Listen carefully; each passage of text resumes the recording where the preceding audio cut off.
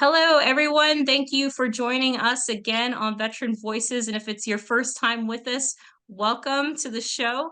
I'm your host, Mary Kate Soliva, and I'm with you here on Veteran Voices. Thank you so much for joining us today. I have an incredible guest waiting to gear up in here for a wonderful interview. Also, we're just going to do a quick programming note before we get started. This program is part of the Supply Chain Now family, wherever you can get your podcasts from, started by our incredible Scott Air Force veteran. Today's show is also conducted in partnership with Guam Human Rights Initiative, a nonprofit that's near and dear to my heart. You can find more about them at guamhri.org. Now, without further ado, I'm super humbled and excited to have our guest here on today's show. Today, I'm going to be interviewing a Marine Corps veteran, Kevin Horgan. Thank you so much for joining us today, Kevin. Thank you for having me, Mary Kate. I'm super excited, and I know that this episode will get released a bit later, but just for the timestamp that we did just celebrate a happy birthday to the Marine Corps. So happy birthday, Marine. Y'all are that one branch, that one branch that I can't use in past tense. I people say they were in the Navy or they were in the Air Force, but when it comes to the Marines, you don't put it in past. Once a Marine, always a Marine. So just I really welcome you to the show again, Veteran Voices. You're as a first-time guest on the show. Would love for our guests and listeners to get to know you better. So would love to have you pump us up with a motivational quote. Do you have one for us this morning?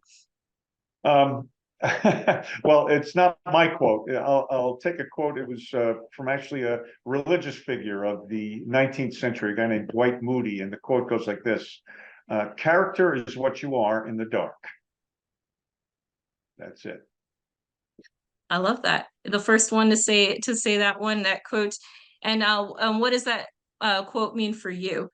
Was it from a moment? You can do or say anything you want, but it's when you're alone is that when you're really going to be true. It implies that there are many who espouse certain beliefs, certain temperaments, but truly, when they're alone, their honesty of purpose has to come through, or they're not true to themselves. No, I love that. And that definitely resonates with me, as I feel like I've gone through multiple transitions since I got off active duty in 2021. And there's been those moments of just trying to self-reflect on my true self. Who am I? So no, I really appreciate that. I'd love to have our listeners get to know you a bit better. And I say would take it back, but not too far back, because you're still a young Marine, right? As far as where did you grow up?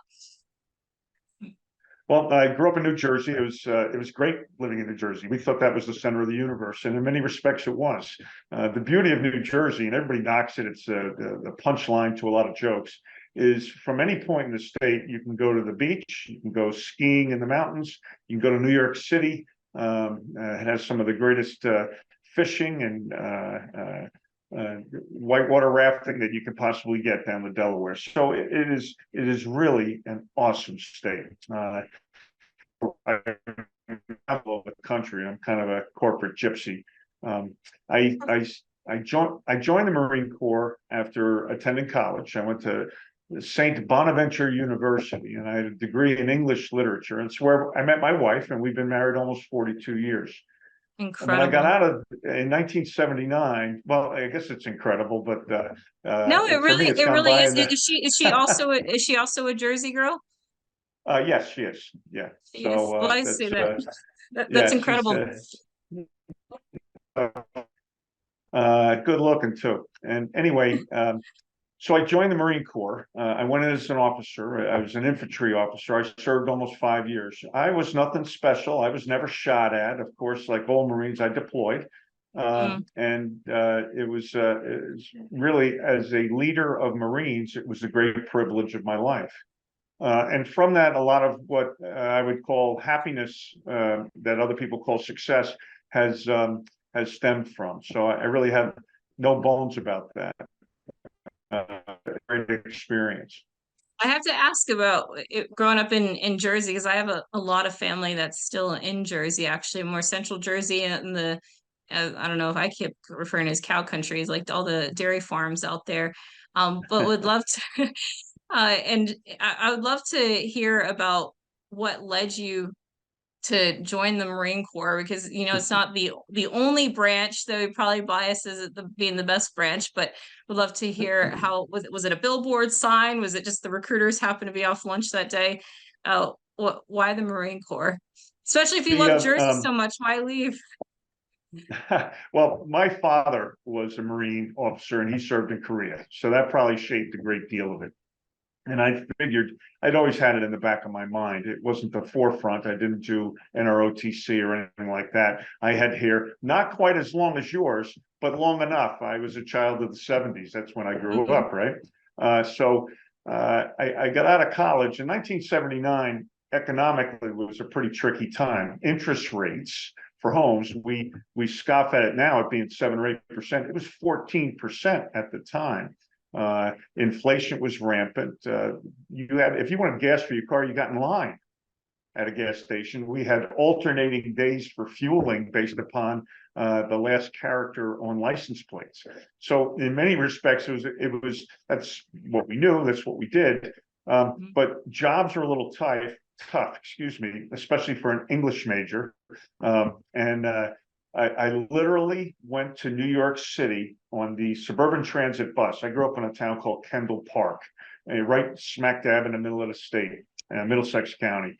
So I got out of college. I spent a week or two goofing off at home, and my folks said, "All right, you got to get serious." So I put on an $88 polyester Sears Best three-piece suit. I got on the suburban transit bus. I took it to New York City, and I went to one of these agencies that helps people find a job. And that was a bust that day. It was amusing asides by itself, but at the end of the day, I was very discouraged. I came home, reported to my parents, and they said, "That's nice, try again tomorrow." Rinse, repeat. I got back on the bus, but I didn't take the express. I took the local, and the local stopped about 18 times before it got to Manhattan. We're only 30 miles outside of Manhattan, but it take an hour and a half if you take the local train or bus. And the first stop was in New Brunswick, and it stopped for the United States Marine Corps. And I looked outside and I thought about my previous day, and I just got off the bus. And I walked into the recruiting office. I'm there in my suit. I don't know if anybody in 1979 was showing up in a suit at the recruiting office. And there was a couple high and tight Marines sitting there, and they were like, "Hey, how you doing?" They thought that was the fly going into their web. And I said, "Listen, I just got out of college and I want to join the Marines." And they said, "You're in the wrong place. You have to go to XYZ." It was the camp. It was in Edison. I didn't have a car and I couldn't get there. So they drove me. They drove me over. Within a week, I had taken the test and I was scheduling physicals. So it was a done deal. By October, I was in OCS. Oh my goodness, it was pretty quick, and all of the story is Yeah. starting with the bus rinse repeat. So and I'm sure how were your parents at that point? Were they just over the moon for you, or kind of a bit hesitant? No, that's I wouldn't say that my parents were very much over the moon with me with anything. I was a bit of a jackass growing up. So my father, I think he was amused. My mother was upset and disappointed. But my father, throughout this period, now between the months of July and October when I went, I needed to get in shape, at least better shape than I was in, which was terrible. I was smoking a pack of cigarettes a day. I know I was only 18, but that's what I was doing. And I was generally keeping late hours. And my father would tell me every day I wasn't going to make it. He said, "You're not going to make it. You better get ready. You better start running." So about 2 or 3 days of listening to that, I started running at night. After I worked a couple goofball shifts at 7-Elevens and delicatessens and things like that. Basically making $2 an hour, $2.50 an hour, whatever it was. And then I just started running at night, and I was running in boots, which those of you who have been to boot camp or OCS know that you do very little running in boots for PT, physical training. I mean, you know that. It's in sneakers. That's what you're doing. And my old man thought I should be running in boots, so I did. And of course, my feet got blistered, but I ran through it. By the time I got to OCS, I could practically fly because we were running in sneakers. It was really amazing. But that was kind of the prep. No, I love that. Well, nothing like having your dad motivate you, kind of a big kick out the door to get out there and Yeah, start well, running. yeah. Well, I'm sure you were grateful when you did boots hit the ground and you did start running, because there's no shortage of that. And the Marines definitely have to like run the furthest when it comes to the physical fitness test. But I'd love to, if you could tell us about a bit about your time in service. I know you said 5 years. So as far as the early stages go, where did you get sent first? Well, it's interesting. Let me backpedal just a little bit. At OCS, I went in on October 15th. If you recall, in 1979, the first week in November, the U.S. embassy in Iran was overthrown, and they held 52 hostages from the embassy. And this is during the Carter administration. And we went from, and just imagine Marine Corps boot camp and OCS being a little bit crazy to begin with, the screaming and yelling and push-ups and all that kind of nutty stuff. But after that, it went to, it was through the screen. I mean, everybody was screaming all the time. And we thought we were going to war, and we were going to be the first group of lieutenants to go to Tehran at the time. So it was interesting in that respect. So commissioned in December. In January, Marine Corps officers start what's called the basic school, which is Marine Corps officer polishing from what kind of uniform to wear and how to wear it, to land navigation, to shooting an M60 machine gun, to rappelling out of helicopters, everything in between. And they mixed it up to keep us suitably confused and generally on our toes, which was great. It was a wonderful experience. So that 6 month, and it's not a polishing school, it is the leadership school for the Marine Corps, and to which I'm very grateful.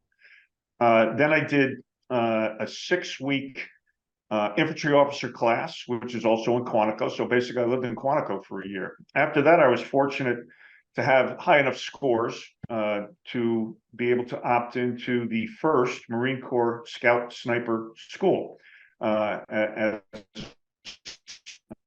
Toys and about a dozen other people cross services. There were Navy SEALs, Army Rangers, and the like, and a couple Marines, NCOs and staff NCOs.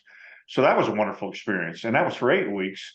And basically, we were on the rifle range with our sniper rifles for 4 hours a day, which was amazing. And then we did other exercises and the like. So then I went out to the fleet in December of 1980 and was assigned as the 3rd Platoon Commander, Fox Company, 2nd Battalion, 5th Marines, 1st Marine Division. And from that, we spent in a pre-deployment mode for about 8 months. And then we deployed to Okinawa and Westpac, which was a standard. Everybody's first rotation then in the Marine Corps, and we're going back over 40 years, was an overseas rotation. They want to get you out of the I didn't know that. as soon as possible. So that's what it was then. And now, I mean, we've been on a war footing, let's face it, for a generation. So it's different now, I'm sure. It's also different that they've eliminated the Marine Scout sniper teams. That's gone. They've eliminated artillery and tanks from the Marine Corps. So as the needs of war fighting and war preparation, I should say, because that's actually more important than the actual fighting. If the preparation is right, then you're not tasked with actually having to fight. And that's on a political level, of course. So we deployed to Westpac. It was Okinawa. Half the battalion went to Hong Kong. The whole battalion went to Thailand and the Philippines for a month of training in the jungles there. It was excellent. There was a lot of liberty too. Okay, I mean, don't kid I can't. ourselves. I'm I mean, trying it to was picture what it was like back at that time, yeah. over Well, there in like Southeast Asia. But I'll have to say, since you were talking about growing up in New Jersey, I have been to some of those countries that you've mentioned, like the Philippines, Thailand, Japan. Completely different than Jersey. Anyone who's ever been to Jersey, how was that for you, seeing those seeing at least Okinawa and just being on that side of the world? What was that like for you? Was there it anything was that you thought that was like the weirdest thing that you ate, or the weirdest, craziest uh, thing you saw? well, it's let me preface it by saying how we grew up in New Jersey. We were in the suburbs, in a bedroom community, if you will. Of all the houses were the same. The entire town, all the houses were the same. They Mm. were 3 or 4 bedroom ranches. They were probably around 2,000 square feet total, and they were all on quarter-acre lots. Now, my neighborhood was not homogeneous. My neighborhood had um, uh, Jewish people, Catholic people, Protestant people. I had Black friends. We all lived on the same block. So we were already a cross section of America before it was actually fashionable to say you're living in a diverse place. We were the middle class. And it's a shame we've gotten so far away from that now. So I think much of my anticipation, much of the things that I was looking forward to going overseas were born of stories my father said. He served in Korea, and he had a mix of amusing and awful, and none of my service was awful. It was just the anticipating what happened in other Mm. cultures around the world. So it's hard to describe anticipation, because we spent a lot of time on liberty, and the liberty, let's face it, liberty was not something, I'll tell you flat out, not something we're really proud of. And our actions and activities, most of it revolved around drinking, and screaming and howling at the moon and all that kind of good stuff. But the people that we interacted with when we were in garrison or in preparation for doing things that had nothing to do with actually training specifically, the people were wonderful. I think there was an edge to the people in Okinawa themselves. Right. The That didn't necessarily care for us. I think they mostly tolerated us. In Thailand and the Philippines, they welcomed us with open arms. We were a fixture there. Heroic, I guess, is the best way to put it. And I wasn't a hero. I was just a kid from Jersey wearing a uniform with a shaved head, and getting paid to shoot guns. I mean, that's really, at the end of the day, that's what it came down to. So I didn't have an epiphany with cultures, except when I did come back to the United States. I wanted to. We live in a wonderful country. We are all very privileged to be here. No, it's like a very great insight, and I was really interested to hear that, because obviously this was you served at a time before I served, and you're right, like how it has evolved over time, just our war fighting and what our capabilities are and what our responsibilities are. But I think that the one shared thing that crosses over that time is our first step into these countries that are new for us, coming from small towns in America or in the suburbs of America. But he says that the melting pot that we have, but then stepping in where this culture is completely different, and we're learning to navigate that as young servicemen and women. So I find that super interesting, at least for me personally. So hopefully our listeners also find that in tune as well. I'd love to hear a bit about some of the lessons learned that you had while you were in service. You come from, not everyone had a parent or a loved one in their family that served. Some of them were first time in their families, but you had your dad. So just really curious, if you had somebody in service take you under their wing. Feel free to shout their name out, but I'd love to hear some of the lessons learned that you had in your time in the Marine Corps. Well, I was really blessed to serve with wonderful people. You got the in hindsight, I look at it now, and I was pretty immature for the task. I mean, at 22 years old, I was leading a platoon of 30 Marines, Mm. and everything I did really on what they did. You couldn't have a whim to do X, Y, or Z. that didn't have a ripple effect, which was quite dramatic to the last man on the left. My father, of the many things he told me before I went in, that were all true. And the first thing he said is, you can only do so many push-ups, so don't worry about it. I mean, you just, there's a certain point where you can't do anymore. And he said, then you just got to do 2 more. So that's just one of the things he said. The other thing he said is you have to lead by example. If you're not willing to do what you ask people to do, and we can say order all we want, but you're essentially asking them to do something that sometimes could be terrible. If you're not willing to do it, you're not leading by example, and that is a crucial element. You have to live the virtue of what you're asking others to be. No, and I love that point. Both absolutely great lessons learned. And one of the things that really stuck out to me too is the position that you said that you were in at that time at 22, leading an entire platoon. Because if you were to translate that with corporate America, like we don't tend to put 22-year-olds in charge of a bunch of people, just coming up in that way. And I think that especially because you were leading them also. Again, from all walks of life, from with all different specialities, or even in another country. So there's extra layers there that are new. So I think that those lessons learned really do help someone at that age to take in what they're doing, that new set of responsibilities. I'd like to talk about the transition piece, because I'm sure we're talking about like the 5 years can also go by pretty quickly in a blink of an eye. Did it feel that way then for you? And what was sort of the point where you decided it's time? That's a great question. I'm glad you asked that, because I think that's pivotal to people that are thinking about transitioning and that are either listening or they're in the pipeline. I was fortunate. I do want to preface one thing. Any successes I had in the Marine Corps was because of others, and all the failures were mine. And you had successes and failures every single day. I mean, you just did. I did, certainly. So I spent about 2.5 years in the 2nd Battalion, 5th Marines. After the rifle platoon, I was given the 81 Mortar Platoon and the executive officer of a weapons company. And again, no great distinction there. I transitioned, and I still had not made a decision yet. I'm at about the 3.5-year mark.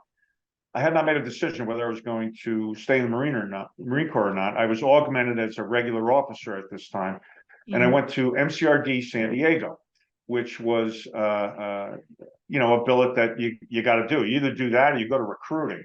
And I wanted to avoid recruiting like the plague, because that might be the toughest job there is in the Marine Corps, being held accountable to people you really don't know and you can't touch every single day. So recruiting is brutal duty. Oh. But MCRD, the recruit depot, that's not a walk in the park either. You have the duty, overnight duty every 3rd day, and it's from reveille to taps. The rest of the days is 6 days a week. And sometimes, and on Sundays, recruits still have to be supervised. Above and beyond that, not just the recruits, but the drill instructors have to be supervised, because sometimes they get overworked with what they're doing and the promise of creating Marines. So, you need to protect those drill instructors. About halfway through that, this is a very personal side to this. In May of 1984, I had not quite made the decision. I walked off the depot in August. In May, I had not made a final decision. And then a couple things happened in rapid succession within a week. My roommate at basic school, Colburn Warren Hinton, C.W. Hinton, who was a pilot in his own right before he joined the Marine Corps. He was a good old Southern boy and Bible. He was always talking about the Lord. He slammed his plane into the side of a mountain in Yuma, Arizona, and he was killed. He had literally just gotten his wings. So that jarred me. Within a week, our second child, my wife and I, our second child, Daniel, named after my father, was born. And I also got a note, no, a letter from a law school in New Jersey called Seton Hall. I think you might be familiar with that.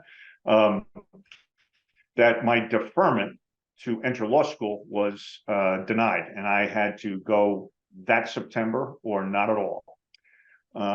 So after a little bit of introspection, I decided it was time to go. So I went up the chain. I wanted to resign my commission. I laid out my story in respect to attending law school, and they approved it, which was really remarkable. And they worked quickly on it, and I appreciate it to this day. If you recall, also there were some leadership issues within the core, within the I'll say the political class too.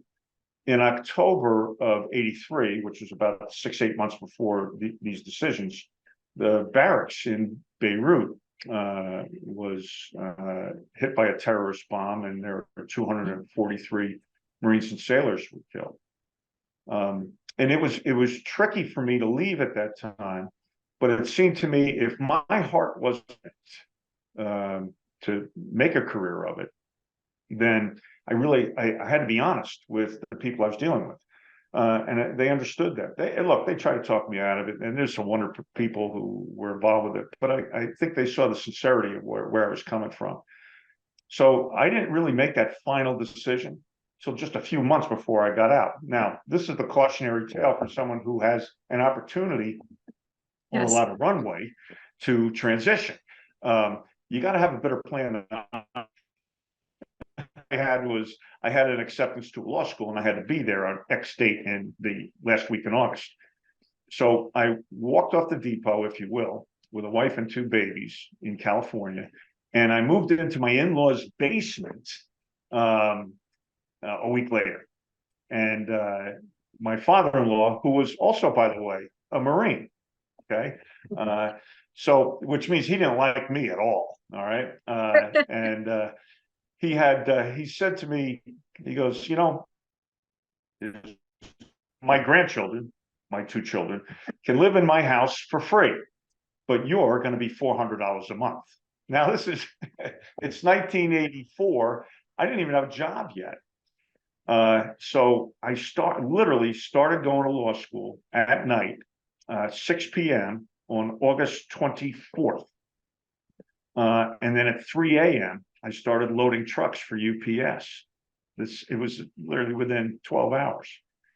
And that has been the arc of my life since then. I spent 33 years working for UPS, working my way up from loading trucks to I finished off in the corporate real estate department.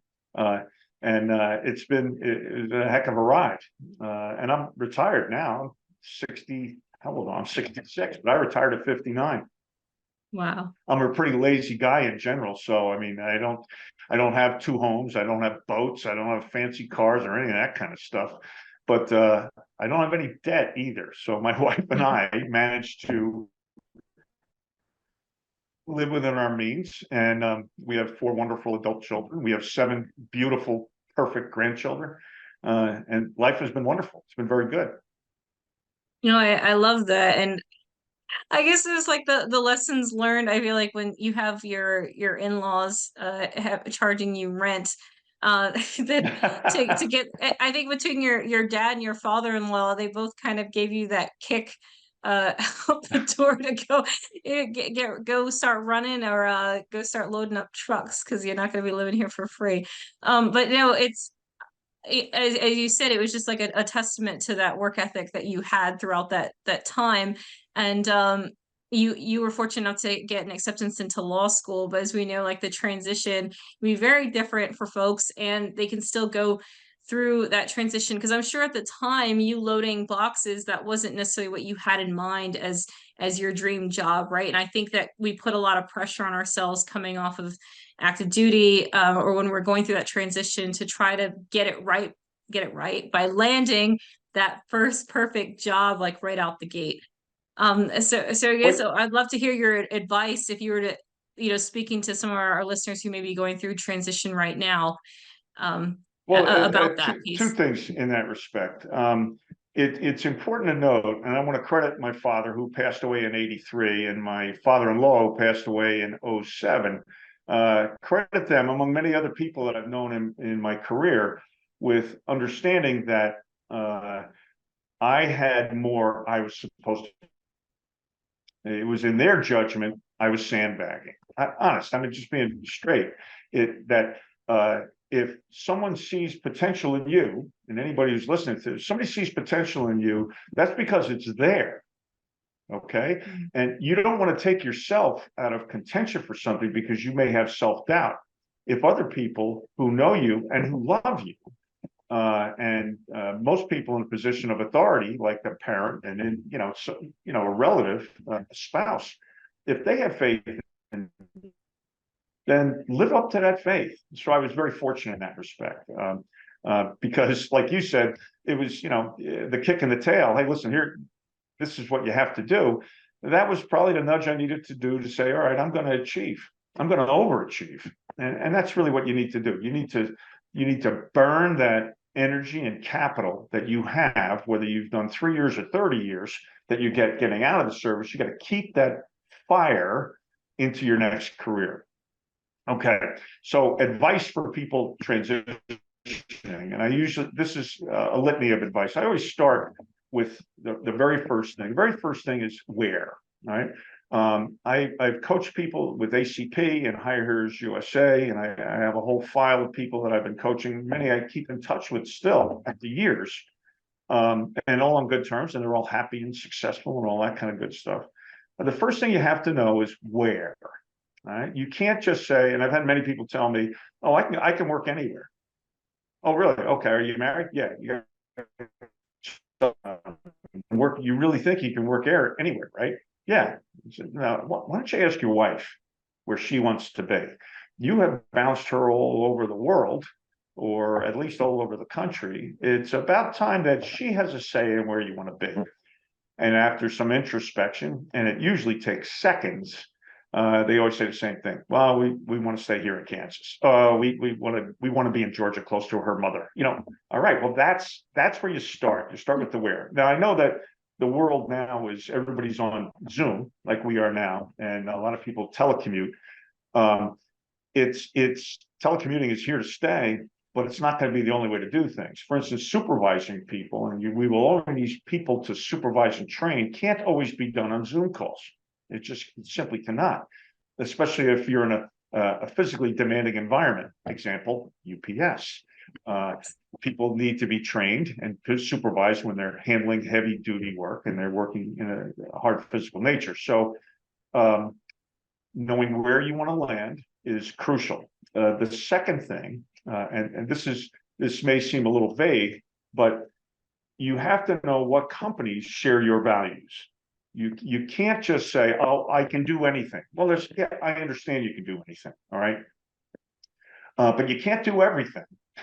You can only do the things that which you are morally acceptable of doing. If you think you're in an industry, and I'm not being disparaging to an industry, but let's say there's a pyramidal scheme, and then, by the way, are perfectly legal. It's the Ponzi scheme that's not, right? But the pyramid scheme is that somebody starts out with a product, then they give it to two people, have them sell the product, and the guy at the top of the chain is still collecting, and those kind of things. If you're antithetical to that and you don't see any value that as a person, then that's not the kind of business you want to be in. So you have to think about what kind of companies share your values. And those values can be anything from, and I'm not trying to be political, although politics to do with whether it's a diversity-based company, whether it's an organization that looks at merit first. These are all things that matter. They absolutely matter. Would you be supervising people that telling them to do things that you would not normally do? I mean, so those kind of questions, I know they're vague, they're a little, I'm searching for a word right now, but those kind of things, you have to have a good idea, and you can't have that idea until you know your own values. What do you stand up for? What things would you do? I don't want to overstate it, but I read this very recently. If you're not willing to die for something, think about it. If you're not willing to die for a cause, then why is it worth living for it? All right. So metaphorically, you don't want to die for a cause, but you would die for your values, all right? God, country, family, core, whatever the order of battle is for you. If you then it's absolutely worth living for. So that's where you want to go. That's how you want to live. Tax. What are you good at? What do you don't like? What do you like? Those kind of things. But location and values. Those are the two starters right there. No, that's great advice, great sound advice that really applies regardless of the transition. One of the things I tend to add as well is that we are still going through a transition, even when you went through retirement, which congratulations there, even though it's been some time, but that's another transition there, just to even retire from whatever it was we were doing on the civilian side. So I think putting that pressure on ourselves in transition is great pieces of advice there. And I'd love to hear more. I know you touched on law school and the family dynamic. I'm sure that you eventually moved out of your in-laws' basement at one point. Yeah. If you could take us in part as to the work that you have been doing post-service as far as giving back to the community, because I know from talking to Scott, you continue to serve beyond the uniform, and I'd love for you to share that with our listeners. Well, and I didn't begin any of these activities after retirement. I just had more time to do it after retirement. Right. But my affinity to service and service people is strong, and I'll say it plainly, I'm biased towards service people because I know, and I tried pulling them into departments I worked with because I know they can work independently. They don't require a lot of supervision. That once trained, I can walk away and know they will hurt themselves trying to get the job done. But a couple of things that I've been doing. As I mentioned, I am a mentor with ACP and Hire Heroes USA. That's very fulfilling work. It's not incredibly time consuming, but what's important is that the people that are asking ACP, American Corporate Partners, and Hire Heroes USA, and there are other players out there that are just as good. I think those are two of the best. They're putting themselves out there, and they want assistance, they want advice, they want suggestions. So you have to be very careful. The dynamic with a parent and a child really understands or should understand that no matter what kind of pressure you put on them, no matter what you ask them to do, that if they fail, the parent is there with a safety net. In the mentoring protege relationship, in a general philosophical sense, that you don't have love in the relationship. You don't have that binding where the parent's always going to be there. That's not the case. For suggestions, and at the end of the day, all the mentor can do is say, avoid this mistake. Okay. Everything you do, you're going to do. I'm not going to do it for you. I'm not going to give you a job. I'm not going to connect you to my best friend in low places that's going to get you connected with XYZ company. That's not how mentor protege relationships work. If a protege, and a protege can be anyone from a corporal to a colonel, and I've coached all of them, and those marks in between. Yeah, things are much different in the civilian world. They're just much, much different. It's no longer yes or no, sir. Colonels are used to people fighting to get them a cup of coffee, for crying out loud. And no one cares you were a colonel. No one cares if you won the Navy Cross. No, people, they just don't care. They care, what can you do for me right now? What can you do for me that I cannot do for myself? And that's what you need to try to figure out when you're transitioning. So I do that piece. The other piece I do, and it's really, it's not a labor, it's a group. We're involved in Atlanta with a group called Vetlanta. And that Vetlanta, it's a club. It has no 501c3 status. We don't collect money. We don't, we're apolitical. All we do essentially is we organize summits, networking opportunities 4 times a year. And so once a quarter, we have a networking opportunity, which are very popular, by the way. And we have some content, speakers. And It's a torture to organize. But let's face it, when it happens, just like anything else, everything running up to the party has been just miserable and wretched. And then when you get to the party, it's like, hey, I forgot the whole thing. It's been wonderful. You look over my shoulder, Vets Talk. That's just a thing I started with a guy named Charlie Scott when he worked with onto a different company. And all that is just a podcast for people to tell a personal story. In fact, I don't even ask questions. I basically just let people talk. And they use it for everything from telling a personal anecdote to hawking. There's veteran-owned small businesses. They need all the free publicity they can get. Vets Talks for, you can check that out. And the other thing I do, and I really have to say, is I write books. Bed Bug Stew that you see over here, this book is released Saturday. And this is a compilation of short stories, poems actually, and a good portion of it is first person, and that's all fiction. And then the first person account of my brother and I, my kid brother is about 9 years younger than me, attending the New York Yankee men's fantasy baseball camp this past January of 23. And at the tender age of 65 at the time, I had no business doing that. It's kind of hilarious. So that's actually my fourth book. And well, the giving back part is interesting. During the pre-sale period of all my books, I give 100% of my royalties, 100% to veteran service organizations and charities and foundations and groups. And all that's on, and the exact amount of money I've given for the last 10 years on royalties I've gotten for the books, all that's on my website, itemized. Full disclosure, right? And That's then wonderful. not really. I mean, it's no, I mean okay. it is because I mean I like that you mentioned the veteran service organizations because I was a mentee and a mentor of American Corporate Partners, great, and then Hiring Heroes as well. And I love that you shouted them out. And there's so many out there, right? And so I think and they all need some money to keep the lights on and keep chugging along. So no, I really appreciate that you did that. I did want to ask because I have interviewed colonels and people that have served nearly 30 years and creeping on past that.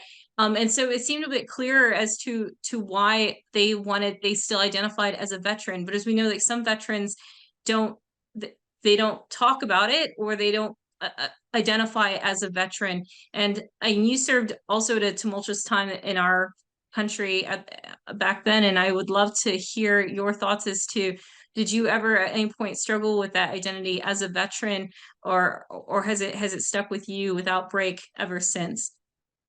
I never had a break. I didn't do reserve duty. I was going to law school at night, and I was working full time at night and during the day. So I was sleeping 4 hours a day for 4 or 5 years, which was fine. I mean, I was kind of used to it. So I never broke from my affinity towards veterans.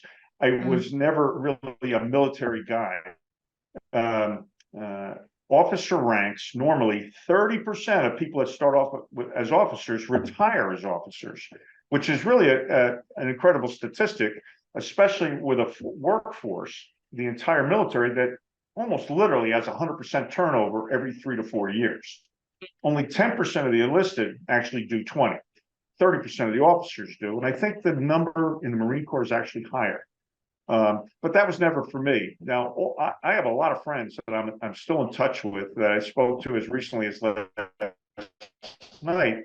And I'm in almost constant contact with these guys. And there's probably a dozen. All but one did 20. I mean, all but one. And it was amazing. And they had various successes and disappointments, because there's always disappointments. Right. The military, in a certain degree, is meritocracy, not unlike the sports industry, right? In sports, you have to win. And if you're not the best athlete, someone who is, and that's a legitimate meritocracy. The military, I think, is second to that. You have to be able to follow the process. You have to be able to toe the line. You have to be able to be creative. You have to follow orders, all those things that go with it. So to people that are transitioning now, those kind of intrinsic values of being not only part of the team, but leading the team, you Mhm. have to take that with you into the civilian environment. Now, one thing I learned, and I kind of learned this lesson brutally, um, the first thing I would say is you can't mock a business if you've been under fire in your service. All right. Because when I first got to UPS, and I know this meant misloads, which is putting the wrong package in the wrong vehicle. It was like, it was a crisis. I mean, people were losing their minds, people screaming, making phone calls, all kinds of, this is before cell phones. And people were going nuts over something that I thought, this is silly. All right, we'll Right. fix it. We'll just, we'll just fix it. Because even though I had never been shot at, I understood the gravity of what but civilian bosses don't like to be mocked. So you don't want to laugh at their Right. notion of a crisis. You want to, oh, you think it's a crisis, boss? You got it. It's a crisis. I'm going to take care of it. All right. We used to And say that that's, about the medics because I've spoken and interviewed, and I wasn't a medic when I first came in as well. But there's a bit of dark humor that goes in with with what we do because we go through the suck together, and there are some dark days, but there's like a way that we end up flipping that around where we're able to laugh about it or turn it into comedy. yeah. So especially when you're doing it with as a collective of brothers and sisters. But I was really interested in your perspective on that because you've devoted so much of your life to supporting giving back in the veteran community. So I was really interested to hear about that. So I'd love to, as far as unfortunately, because I'd love to talk to you all day about this, that we have to end up wrapping up our episode. But I'd love to, if you had some thoughts for our listeners as to how they can get involved with some of the work that you're doing, whether it's with Atlanta or American Corp Partners, Hiring Our Heroes, and any final thoughts that you have. I thank you. First, if you're transitioning, you should be taking advantage of anything in the military that allows you to get a helpful transition. And there are lots of programs and you have to be eligible and you have to have the right timing and all that good stuff. And you have to know where you want to be and you have to know what kind of business you might want to be in. But if the military is willing to offer you space for transitioning, and an opportunity to check out what the civilian markets have to offer, you got to take full advantage of that. And it's different with varying degrees of success depending upon where you are. I can't really cherry pick that for you. You have to make your own good judgment. I mean, that's the first thing. The second thing is during this transition, as we mentioned, you want to know where you want to be and what you want to do. You're looking for an opportunity to and I've lost my train of thought. All right. Give me your question again. You're going to have to edit this. Oh no, it's about how they can get involved with the work that you're doing, like with Okay. Yes. Thank ACP you. or Hiring Our Heroes. Yeah, I apologize. If you're in that transition phase, the people that are helping you will be able to tell you what you can do Right. and where to go. If you're in the Atlanta area specifically, check out Atlanta. We don't ask for it. We have like 3,000 or 4,000 members, but there's only 3 or 4 people that actually do all the work all the time. So I we're feel like all, that's everywhere, isn't it? yeah, that is everywhere. It's absolutely, and because people can be with volunteers, especially, they can be brutal with them because once they find a volunteer, they think they got the hook set, and they don't understand. They forget that volunteers can walk away anytime they want, Yes. and it might be necessary to do that. You have to take care of yourself first. Take care of your own house. One thing I noticed, my face is beat red because I got a space heater. I got a space heater in my office. My office is above the garage and it's cold. So I'm either going to freeze to death or cook. So right now I'm cooking. Just wanted to know. Well, you also go with it, since I said happy birthday, Maureen, earlier, that this episode is going live, in the colder months. So and I appreciate the advice that you gave us today, because I love veteran voices for the fact of being able to interview veterans like yourself who are continuing to serve, and you've devoted essentially a lifetime of service beyond the uniform in many capacities. And the other thing that I love is how you were so transparent about your age, because people tend to keep that close, but it just goes to show, like you talked about the books that you published. I mean, I've talked to so many service members in transition who are like, I'd love to write a book, or they just don't know how to go about it, or even starting a podcast. And I love to add that there's really no expiration date on doing any of those things, right? While we still have air in our lungs to be able to, and while we're still able to do it, to why not? And like you said, to surround yourself with those network of people that will continue to cheer you on and help show you the path. And part of doing that is putting ourselves out there, getting to those networking events like at Vetlanta. So thank you so much, Kevin, for joining me today. How can our listeners get a hold of you, reach out if they have any further questions? Well, hopefully there'll be a blurb somewhere when this gets produced that will give my email addresses. I sell books. They're on Amazon. The key website for me is kevinhorganbooks.com. That's my most recent book. I have 3 more. I'm actually, my sister-in-law, we're doing a children's book, and that should come out in a couple of weeks too, an illustrated children's book.